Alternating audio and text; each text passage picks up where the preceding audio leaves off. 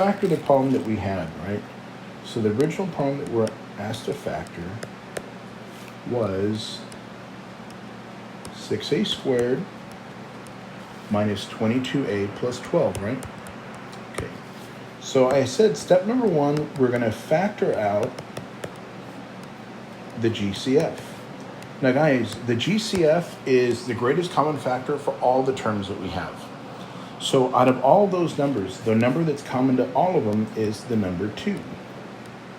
When we factor out the number 2, all I'm doing is dividing each of those numbers by 2. Okay?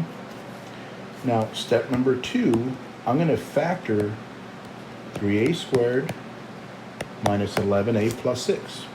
Now, you might say, what about that 2? I'm not going to forget it, okay? I'm circling that 2 because I don't want to forget it. So when I factor 3a squared minus 11a plus 6, the way I do that is I multiply the first and the last number. So 3 times 6 gives me 18. And I'm going to make a list of the numbers that I know multiply to 18. So 1 and 18, 2 and 9, 3 and 6.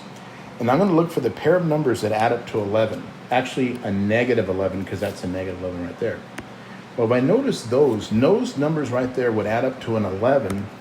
So if I do this, they're going to add up to a negative 11. And notice, negative 2 times negative 9 still gives me a positive 18, right? Okay, so now we're going to factor this. We're going to write 3a squared minus 2a minus 9a plus 6. From here, I can factor out the letter a. I'm left with a 3a minus 2. From here, because this guy is negative, I'm going to factor out a negative 3, and I'm left with a 3a minus 2, right? And so now I can say, well, look, this piece here and this piece here, they match up. That's 3a minus 2. This piece and this piece is going to be my a minus 3. And if you remember when we circled that number 2? That number 2 is going to